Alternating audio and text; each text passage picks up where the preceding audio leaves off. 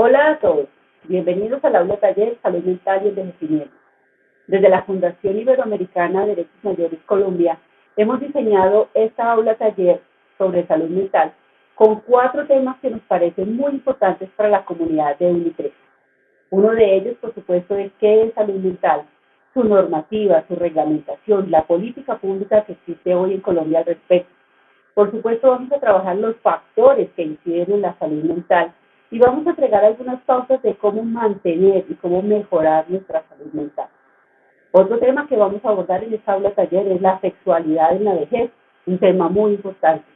Por supuesto, también vamos a trabajar otro tema que nos parece de vital importancia y es cómo queremos partir de este mundo, de qué manera queremos hacerlo, cómo prepararnos y preparar a nuestro entorno para esa partida. Y este semestre tenemos una sorpresa para todos ustedes. Vamos a dictar un taller sobre constelaciones familiares. Así que bienvenidos. Bueno, estamos con Germán Sánchez, psicólogo, para hablar de un tema que nos trae locos a todos. ¿Qué es la salud mental? Buenas tardes, Gloria. Hola, buenas tardes. Hola a las y los participantes en el aula taller Salud Mental y Envejecimiento. La salud mental es un estado de bienestar mental que le permite a las personas hacer frente a estos tiempos modernos, al estrés que genera estas vidas modernas, desarrollando estrategias para una armoniosa relación consigo misma, la persona, y con el resto de personas. Bueno, pero cuando dices en este momento, en la actualidad, ¿quieres decir que hasta ahora se habla de salud mental? El término está siendo utilizado hace relativamente poco, hace unas 3 décadas, se está hablando de salud mental. Ahora, por supuesto que el tema de la mente y el tema de lo mental y el tema de la manera como las personas se relacionan y se relacionaban en la antigüedad con el resto, es tan viejo como la humanidad. O sea, los problemas mentales, los trastornos mentales han existido siempre. Sí, las dificultades, diría yo, en la manera como las personas se relacionan más o menos armoniosamente, cómo las personas aceptan unas pautas de normales, de normalidad dentro de su comunidad, es tan antiguo como la humanidad. Cada colectivo, cada comunidad y sociedad ha generado unas pautas de normalidad o anormalidad, y hay personas, siempre ha habido personas que se apartan, que toman distancia y que dan otros elementos diferentes a los que comúnmente la comunidad en su momento le da. Ejemplos como el de Jesús, ejemplos como Leonardo da Vinci, como Galileo Galilei. Ah, de la Tierra redonda. Sí, en la época en que Galileo vivió, la gente decía que la Tierra era plana. Por eso Galileo estaba loco. Y por eso la gente dijo, usted está loco, ¿no? ¿Cómo así? Si lo que yo veo es que la Tierra es plana, y el que se haya mantenido en que la Tierra era redonda, casi lo lleva a que lo quemaran en la hoguera. Bueno, y entonces eso me lleva a preguntar, ¿qué hacían antes? ¿Cómo se trataba antes a las personas que presentaban esos problemas mentales? A esas personas en la antigüedad los trataban o como un personaje pintoresco, cuando no era muy disruptivo frente a su sociedad, o incluso lo amarraban. Hemos visto en la novela de García Márquez cuando a Aureliano Buendía lo amarran de un árbol y lo tienen amarrado porque hasta el fin de sus días, porque él se apartó y él era disruptivo con su comunidad. En esas épocas a esas personas o lo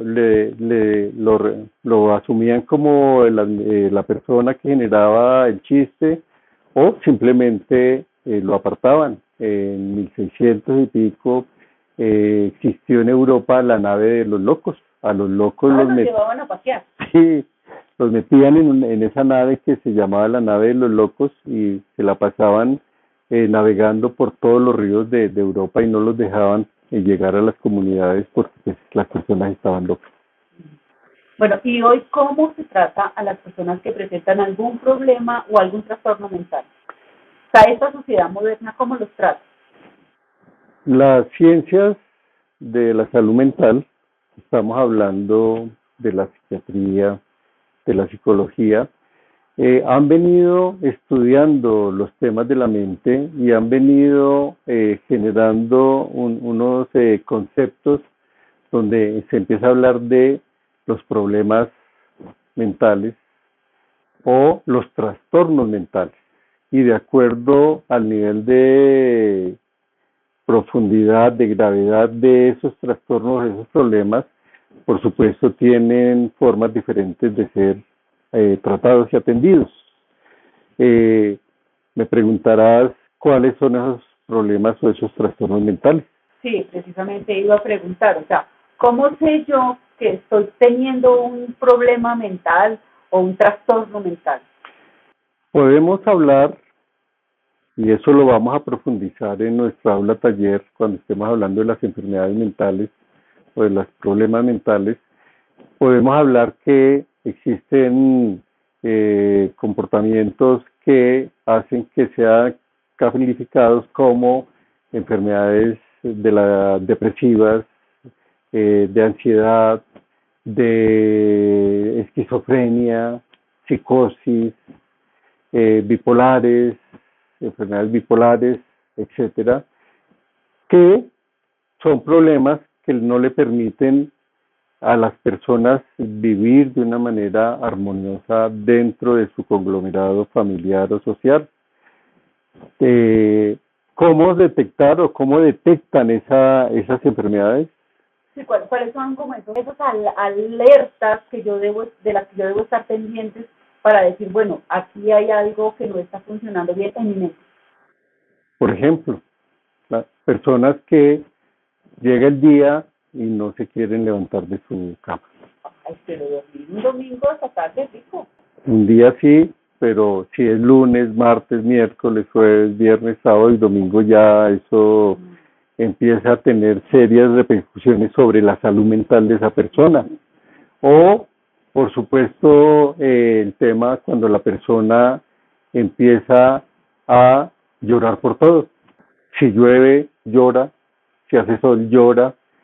Si le dicen cualquier cosa, eso es otro síntoma que por supuesto tiene unas repercusiones en un estado de bienestar mental para esa persona. Los temas alimenticios, del comer mucho, el no comer, los temas de el sueño, las personas que no pueden dormir o que se despiertan a la 1, 2 de la mañana y quedan como un bombillo prendido, o el tema de la tristeza o el aislamiento, por supuesto, el no querer salir de su casa, el que los amigos llegan, lo invitan, etcétera, pero no quieren salir. Todos esos son problemas que hacen parte de los síntomas que nos dan unas alertas sobre que algo está ocurriendo en la salud mental de esa persona. Y por supuesto, las instituciones de la salud han venido generando unas políticas y unos programas que nos permiten saber cómo abordar y cómo atender y a dónde llevar y cómo generar unas condiciones para que esa persona sea atendida de una manera adecuada. Bueno, esa es la pregunta que yo quiero hacer. ¿Cuándo debo yo acudir al loquero, como diría el Chavo? ¿Cuándo acudir al psicólogo o cuándo acudir al psiquiatra? O sea, se llama psicólogo. Psicólogo, el profesional de la salud mental. Los trastornos o las afectaciones de la salud mentales. mental. Se llama psicólogo. Pero yo también he oído hablar de psiquiatra. También es una mirada más desde la medicina, pero también atienden los temas de los trastornos de la salud mental. Esos son dos disciplinas que atienden. Ahora, ¿cómo llegar allá? Por supuesto, el sistema de salud ha establecido unas condiciones para que las personas aborden, lleguen a esos sitios para ser atendidos de la manera adecuada, y eso está muy bien reglamentado en la política pública, de la cual también vamos a profundizar y vamos a hablar muy en detalle en el desarrollo de esta aula taller. Muy bien, interesante. Entonces, bueno, y para terminar me gustaría saber cuáles son las cifras, cuál es ese diagnóstico que se tiene hoy de la salud mental en Colombia. Pregunta importante, que casi nos queda por fuera. Lo que ha venido... Nos estamos haciendo los locos. Sí, nos estamos haciendo los locos con el tema de las cifras. La Organización Mundial de la Salud, el Ministerio de Salud en Colombia, viene con una fuerte preocupación porque las cifras lo que nos están demostrando es que las sociedades, las comunidades están empezando a presentar serios deterioros en estos temas de la salud mental. Problemas de la depresión están aumentando dramáticamente, los temas de la ansiedad. En algunas personas, incluso en los jóvenes con más frecuencia, los temas de los suicidios están presentándose y son un problema de salud pública ya en este momento. Las personas mayores, por supuesto, tienen unos temas, unos trastornos, unos problemas mentales muy particulares de este proceso de envejecimiento que también los vamos a trabajar, a estudiar muy en profundidad, porque todos estos elementos, en la medida en que los tengamos claros, vamos a tener la posibilidad de, como comunidad, como familia, como colectivo, trazar estrategias para que a las personas, a nosotros los mayores, se nos dé unas condiciones adecuadas para que nuestro envejecimiento sea un envejecimiento saludable, un envejecimiento con acompañamientos y con apoyos que nos permita que nuestra salud mental tenga un eco dentro de la comunidad para que nuestra vejez sea una vejez digna, con una salud mental como derecho fundamental. Bueno, pues eso pinta muy interesante, así que bienvenidos todos a participar de esta aula taller y gracias, Germán, por acompañarnos. No, con mucho gusto, y vamos a estar encontrándonos durante 3 meses y vamos a construir, porque no es que nosotros tengamos el conocimiento, ustedes también pueden aportar para tener una mayor claridad sobre lo que es la salud mental y el envejecimiento. Muchas gracias. Buenas tardes. Hola a todos. Continuando con nuestra aula taller sobre salud mental y envejecimiento, vamos a hablar de esos factores que afectan nuestra salud mental. Nos han enseñado que los seres humanos nacemos, crecemos, nos desarrollamos y trascendemos. Ese es el curso de vida de todos los seres humanos. Pero todas las personas no tenemos las mismas condiciones, no vivimos las mismas condiciones, ¿cierto? Nos afectan el lugar donde nacemos, el momento en que nacemos, las circunstancias políticas, geográficas, económicas, sociales y culturales de nuestro curso de vida. No es lo mismo nacer en una zona rural que en una ciudad. No es lo mismo ser hijo único. No nos afecta de igual manera ser el primero de los hijos de una familia de 15 hermanos o ser el último de los hermanos, de los hijos, ¿cierto? Entonces, hay una serie de elementos, una serie de factores que van condicionando a cada persona de manera particular.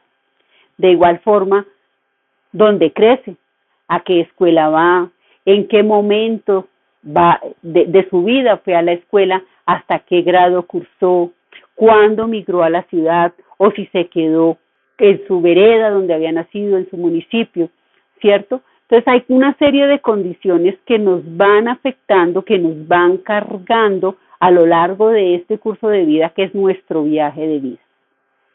Vamos a hacer el ejercicio de que este curso de vida, vamos a hacer un símil, un ejemplo, de que este curso de vida es un viaje que hacemos, que emprendemos el día que nacemos, ¿cierto? Empezamos a andar por esta vida. Y cada uno de esos elementos que hemos mencionado, donde nacimos, cuándo nacimos, la formación que recibimos, la cultura, la religión con la que nos formaron, son parte de ese equipaje que le vamos cargando a la maleta con la que viajamos. Pero llega un momento, todos cargamos esa maleta, cada uno con su propio equipaje, ¿cierto? Como dicen por ahí, cada loco con su costal. Pero llega un momento en que la maleta empieza a hacérsenos cada vez más pesada, más difícil de arrastrar. Y entonces es necesario abrir la maleta, ¿cierto? Abrirnos y decir cuáles son esos elementos, esos factores que están haciendo tan pesada la maleta. Y empezamos a revisar y encontramos que hay experiencias positivas, experiencias no tan positivas y hay experiencias y vivencias negativas que tenemos ahí guardadas en esa maleta y que venimos arrastrando a lo largo de estos años por la vida. Entonces empezamos a mirar cuáles son esas experiencias negativas que tenemos ahí en la maleta guardadas, ¿cierto? Y nos damos cuenta que pueden ser de dos tipos: pérdidas y mal manejo de emociones. En las pérdidas que estamos cargando en esa maleta, encontramos, por ejemplo, las pérdidas físicas, que son la muerte de un ser querido, la muerte de nuestros padres, de nuestro esposo, de nuestros hijos incluso. Están ahí guardadas y de pronto no nos permitimos llorar lo suficiente en ese momento, no nos permitimos expresar todo lo que sentimos en ese momento tan doloroso. Pero también hay otras pérdidas, ¿cierto? Las pérdidas económicas. Perdimos la casa por un mal negocio, o nos tuvimos que cambiar de ciudad, o nos desplazaron, incluso tuvimos que cambiar de país. Entonces, eso también está ahí guardado en la maleta y es necesario compartirlo, es necesario sacarlo para poder alivianar la maleta. Entonces, vamos a mirar en el transcurso de esta aula taller cuál es el equipaje que nosotros cargamos en esa maleta y qué es eso que lo está haciendo tan pesado. Y vamos a hablar de autocuidado y es precisamente esos momentos que tenemos nosotros, cada uno con nosotros mismos o con nuestro círculo alrededor, para ir sacando todas esas cosas de la maleta, ¿cierto? Irlas reelaborando y, ¿por qué no?, hasta hacer una nueva maleta, ¿cierto? A veces tenemos una maleta así de grande y cuando nos damos cuenta vamos por el mundo con una mochila nada más. Así que bienvenidos a nuestra aula taller y esperamos compartir con ustedes mucho más espacios como este. ¿Cómo responder a las emociones en las personas adultas mayores? Bueno, saludo especial para todas y todos. Mi nombre Nancy Garzón Ramírez, para honrar a mi papá y a mi mamá. Más adelante ampliaremos este concepto y sabrán por qué digo honrar a mi papá y a mi mamá. Bueno, generalmente las personas tenemos dificultades emocionales y muchas veces no las sabemos gestionar y las gestionamos de forma inadecuada. Por ejemplo, la ira. Con momentos muy fuertes de ira, muchas veces tenemos dificultades con las personas, ofendemos a las personas o también a nosotros mismos y a nosotras mismas. Y lo mismo sucede también con la tristeza. Si lloramos demasiado, nos da depresión, nos sentimos mal y a veces como que repetimos esos mismos esquemas y seguimos en lo mismo y seguimos en lo mismo y como que no le damos una salida a esto. Otras veces, por ejemplo, las familias o nuestra red de apoyo nos ayuda para que podamos gestionarlas, bien sean profesionalmente o también unas palabras de aliento, pero volvemos otra vez a tener las mismas dificultades. Entonces, o sencillamente decimos, no, como me he hecho, o sea, es mi culpa, es lo que me tocó vivir, es lo que tengo que hacer y aprendo a vivir con ese dolor, con esa culpa, con esa tristeza. Y pues me parece que es importante que empecemos a mirar cómo lo podemos gestionar para ser felices, porque vinimos a este planeta a ser felices. Bueno, entonces, en este sentido, el teólogo alemán Bert Hellinger empezó a mirar desde su quehacer y su trabajo que realizaba y se dio cuenta que muchas de las dificultades que habían eran a través de las familias, ¿no? Que tenemos dificultades con las familias. Entonces, por eso él dice lo siguiente, voy a leerlo textualmente, que muchas respuestas a lo que nos pasa las podemos encontrar en nuestro árbol genealógico o familiar. Si miramos la biología, esta nos enseña que en nuestro árbol genealógico, por ejemplo, tenemos los ojos azules y decimos, es que tiene los ojos azules por papá o por el abuelo o por el tatarabuelo, o el cabello crespo o el cabello liso. También buscamos en nuestro árbol genealógico a quién o a quienes nos parecemos. Bueno, esto también me da digamos que a pensar en algo muy interesante que pasa, y casi siempre pongo este ejemplo porque me parece muy interesante. Una parejita de esposos, ¿sí? De novios, se casan y la chica, pues por agradar a su esposo, y pues los dos se ponen a hacer el desayuno. Entonces hace unos sándwiches, pero resulta que al jamón le corta las esquinas, ¿sí? Y bueno, lo hace. Y generalmente hacía eso. Y un día le pregunta, ¿por qué haces eso? Dice, no, pues mi mamá lo hacía. Entonces le preguntan a la mamá y la mamá dice, no, pues mi mamá también lo hacía. Y resulta que le preguntan a la abuela y la abuela dice, no, es que yo tenía un sartén donde no me cabía, entonces yo lo que hacía era cortarle las esquinas a, al jamón. Y muchas veces nos damos cuenta de eso, ¿cierto? Que decimos, bueno, en este caso que miramos con las familias y las abuelas, ¿qué ha pasado en este sentido?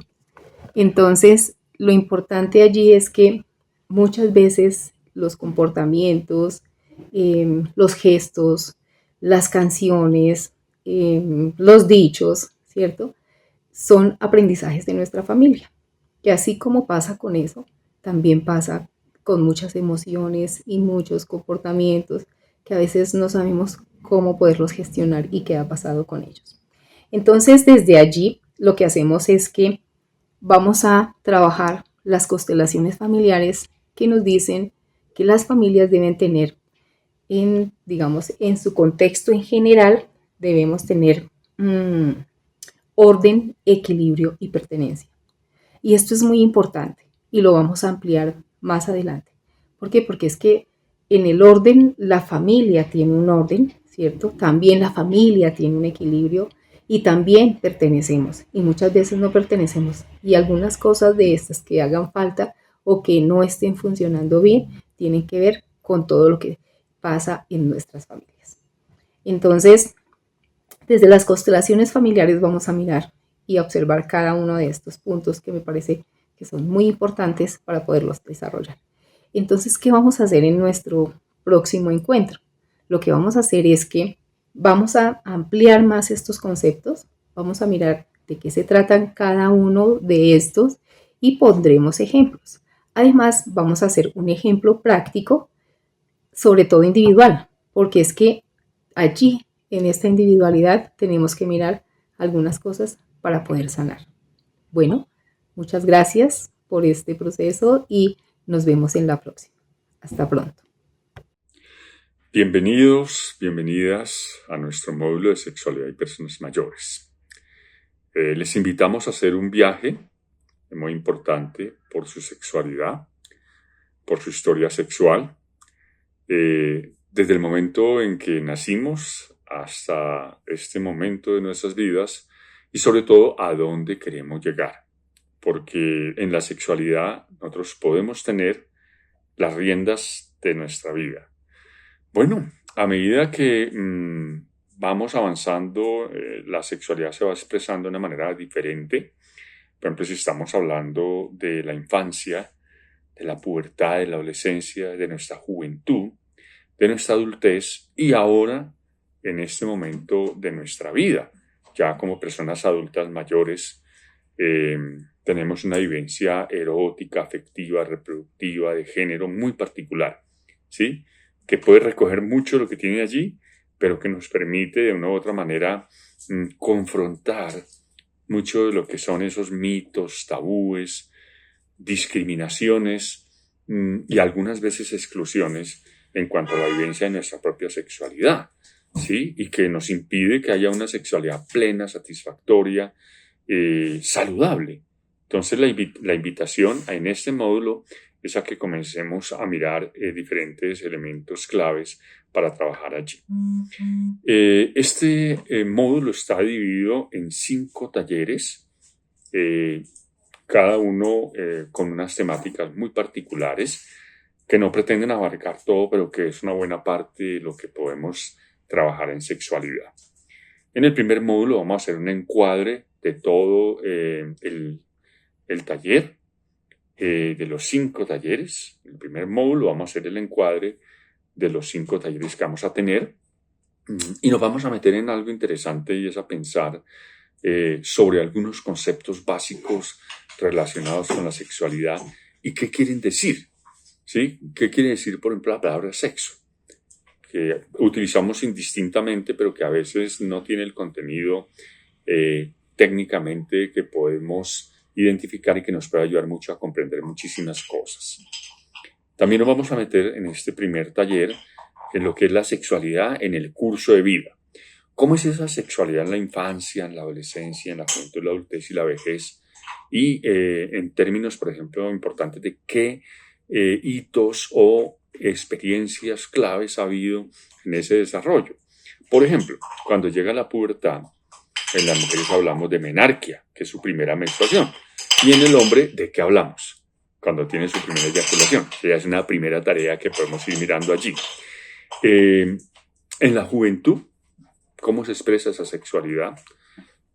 Al final de nuestro periodo, digamos, reproductivo, en las mujeres hablamos de climaterio, menopausia. En el hombre podemos hablar de lo mismo. De hecho, hay un término que se llama andropausia que se ha venido acuñando, pero que no es suficientemente reconocido. En el módulo 2 vamos a trabajar el primer gran elemento clave de la sexualidad, que es el erotismo. Dentro de la respuesta sexual humana, que es diferente para hombres y para mujeres, que comienza con el deseo y puede terminar con el orgasmo, ¿sí? Y que ya a nuestra edad podemos llegar a tener algunas dificultades para sentir esto, pero que podemos también tener algún apoyo técnico, científico, terapéutico para poder identificarlo y afrontarlo y mirar, por ejemplo, cómo es esto del Viagra. Se habla del Viagra para los hombres, azulito, y del Viagra rosadito para las mujeres. Hablamos de viejitos verdes, no sé si hablemos de viejitas verdes. Entonces, esto es importante señalarlo allí y mirar también el tema de la orientación erótico-afectiva. ¿Cómo ha sido nuestra orientación sexual? ¿Cómo es ahora? ¿Qué pensamos de todas esas novedades que hay al respecto?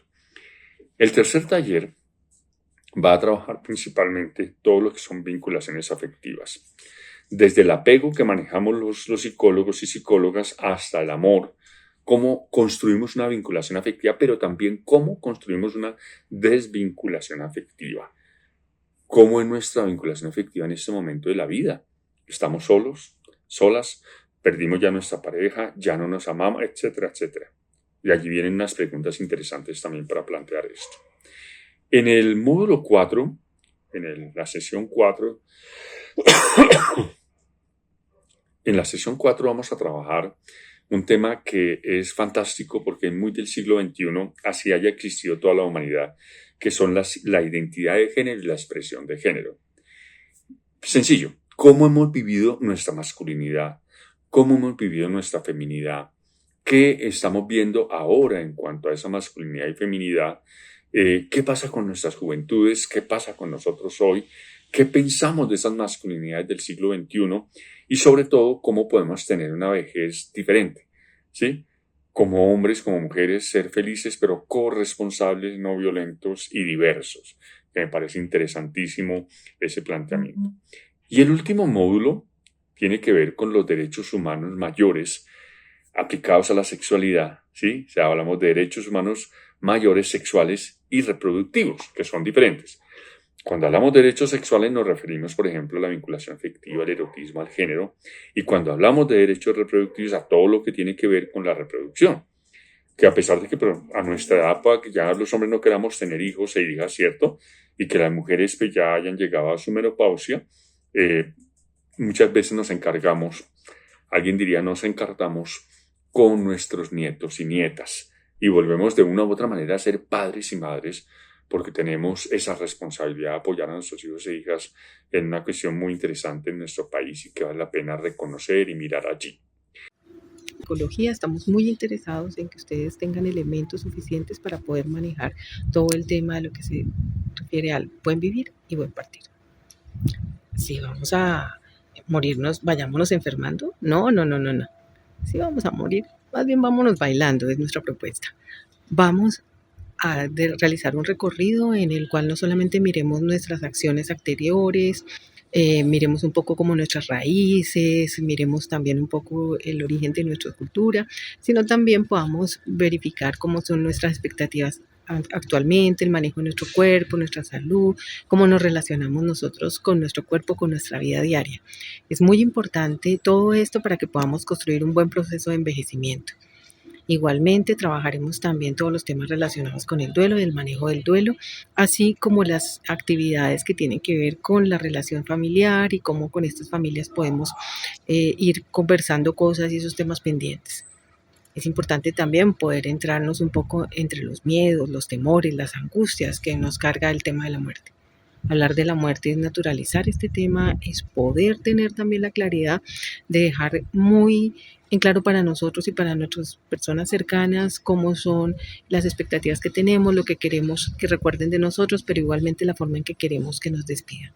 Entonces, es un módulo muy reconfortante con la vida porque nos pone muy aquí en el ahora, en vivir cada uno de los días, en disfrutar esos momentos que tenemos presentes y que podamos tener una muy buena construcción de futuro. Un gusto verlos y los esperamos en nuestros módulos. Un abrazo. Hola a todas y todos, reciban un caluroso saludo de parte de la Fundación Iberoamericana de Derechos Mayores Colombia.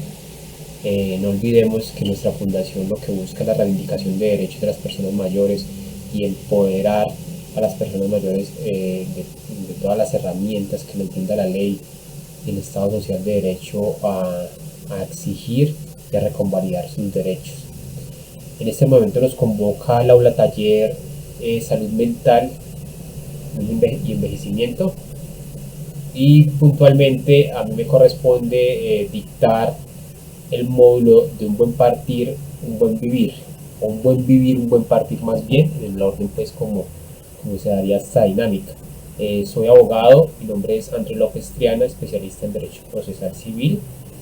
Me compete brindarles a ustedes como sus mecanismos iniciales y claros que les permita a ustedes acceder puntualmente a una muerte digna, o lo que conocemos en rasgos generales como la eutanasia, y todos los procedimientos que se conllevan este momento de la vida, ¿no?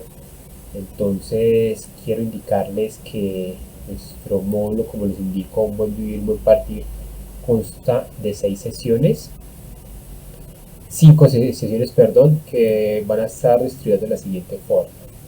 En la primera sesión hablaremos o indicaremos sobre la vida que nos merecemos, y frente al componente les aclaro, esta perspectiva o este módulo está abordado desde la parte psicológica y jurídica. Entonces, desde mi punto de vista o conocimiento jurídico, en la sesión primera abordaremos la vida que nos merecemos. En este aspecto les brindaré como todos los pronunciamientos que ha surtido la Corte en el contexto de la Constitución Política y de los derechos fundamentales, que les brinda a ustedes estos mecanismos para ser exigidos. Entonces el buen vivir ya está comenzando, digamos que ya está corriendo, es parte, tenemos que continuarlo y exigirlo. Debemos de tener decisiones proyectadas y preparadas para poder transitar este momento de la vida cuando lleguemos a la fase quizás de terminar nuestra vida, pero también lo que queremos acá recalcar es que tenemos derecho a elegir en ciertas situaciones el momento de morir. Pues si estamos a transitar o estamos en una situación de una enfermedad ya un poco compleja, podemos nosotros acceder a este derecho fundamental que es la muerte digna. Esta sería nuestra primera sesión. Le brindaremos todos los aspectos jurídicos y mecanismos que la ley nos brinda para acceder a este derecho, como les indico. En nuestra segunda sesión puntualmente hablaremos de, o nuestro título como tal de nuestra segunda sesión es lo impensable, o sea, diagnóstico y pronóstico. En este momento, cuando se ingresa a esa fase de la vida, cuando nos pronostican, nos indican que estamos llegando a sufrir o a padecer una enfermedad ya más compleja, que quizás nos proyecta una muerte pronta. Entonces, acá vamos a abordar desde la perspectiva psicológica y jurídica cómo vamos a afrontar este diagnóstico inesperado, tanto de esa concepción de familia psicológica y también jurídicamente, cómo podemos nosotros empezar a abordar esa situación para acceder a este derecho que les indico. Quiero que recuerden de mí, compartir a las familias la decisión y sensibilización para respaldar esta decisión desde lo jurídico y lo social, como los he indicado, y cómo acompañar este tránsito. Es muy importante esta socialización porque digamos que nuestras decisiones toman digamos que aspectos jurídicos al momento de ustedes manifestar su voluntad, y si la dejamos plasmado en documento, lo que llamamos la voluntad anticipada, facilita mucho más las cosas para el momento que se está transitando en esta fase o este momento de terminación de vida. Se puedan tomar las decisiones que nosotros queramos como sujeto de derechos, y la forma como queremos que se concluya nuestro paso por la vida. Entonces ese sería como puntualmente la sesión 2. Todos sus aspectos van a ser profundizados. Esto es simplemente como un panorama general para que se tenga en cuenta los puntos que vamos a ir abordando. En nuestra sesión 3 vamos a hablar del duelo, la pérdida permanente. Digamos que hay que aprender o proyectar esas pérdidas que hemos tenido o vamos a tener en las diferentes dinámicas. En este momento, cuando vamos a transitar de la vida a la muerte, como lo hemos indicado y como lo manifiesta nuestro módulo. Entonces, acá se van a abordar las fases del duelo y cómo afrontarlas frente a este componente psicológico, pero también lo vamos a abordar desde la parte jurídica, cómo jurídicamente podemos superar estas etapas y proyectamos este derecho a acceder a esta forma de morir. En nuestra sesión 4 hablaremos de toda esta red de apoyo que se debe, digamos, que establecer o se tiene que contar en su momento, tanto las personas que tienen familia alrededor como los que de pronto no cuentan con mucho apoyo familiar o no tienen una red de apoyo definida. Entonces también vamos a indicar por parte de las entidades estatales y distritales que podamos acceder o podamos activar para contar con este mecanismo. Acá puntualmente hablaremos de este documento de la voluntad anticipada, que proyectivamente es un documento muy importante para poder manifestar nuestra voluntad y que se cumpla el momento en que estemos viviendo esta etapa, poder garantizar nuestros derechos, mirar esas redes de cuidado social e institucional como les indico, establecer de pronto quién puede ser nuestro cuidador o qué persona de pronto puede apoyarnos en ese momento de la vida. Y por último, digamos, en nuestra sesión quinta, ya es la parte final de preparándonos para el buen partir. Nos gusta dar mucho realce a este término que hemos indicado filosóficamente a nuestro módulo, porque es el buen partir, es esa forma digna de morir, no quedar convaleciente por muchos años en ese sufrimiento de una enfermedad que nos está deteriorando poco a poco, y lo que genera sufrimiento, indignidad, como lo ha manifestado la Corte Constitucional. Entonces queremos fortalecer y transitar y entender el buen partir, entender la muerte como esa etapa de vida que ya surgió y queremos afrontarla de una forma tranquila, sin tanto padecimiento, y es un derecho, como lo indica, es un derecho fundamental respaldado por los pronunciamientos de la Corte, como se indica en la jurisprudencia, por el Estado Social de Derecho. Ya está, digamos que decantado, y hay claridad. Lo que toca es conocer esa ruta.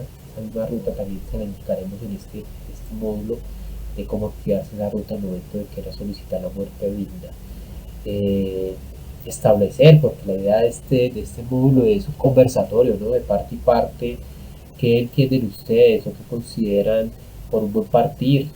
Si saben cómo acceder a cuidados paliativos, que es otro mecanismo que nos brinda la ley para poder proyectar esa forma de morir, o el sistema de salud mismo, que es renunciar a tratamientos, empezar a conocer conceptos. Es bueno que nos tengamos claros conceptos de la eutanasia o del suicidio asistido, bueno, todo lo que hay alrededor de estos mecanismos jurídicos para aplicarlos y exigirlos, tener los criterios establecidos, y como les indico, la claridad de cómo se solicita esta ruta. Lo importante de este espacio, y lo que quiere la Fundación Iberoamericana de Derechos Mayores Colombia, es generar estos espacios para informar, empoderar a las personas, a esta población completamente, que estamos en esta fase mayor o proyectar esos escenarios en estas situaciones que llegarán en su momento en la vida, y poderlos aplicar. Es un espacio informativo de empoderamiento de derechos. Sería puntualmente digamos que la claridad que brindaríamos en este momento. Y nada, los esperamos con alegría, como ya en encuentros previos hemos tenido. La idea de esto es poder que ustedes tengan claridad y nos puedan ir brindando también esas dudas para nosotros buscar cómo irlas despejando, y juntos garantizar estos derechos que actualmente se ven vulnerados, o que las personas mismas por el desconocimiento no acceden, ¿no? Entonces, esto sería como en rasgos generales nuestro módulo, y quedamos muy prestos y los esperamos en nuestro aula taller, salud mental y envejecimiento. Cordial saludo.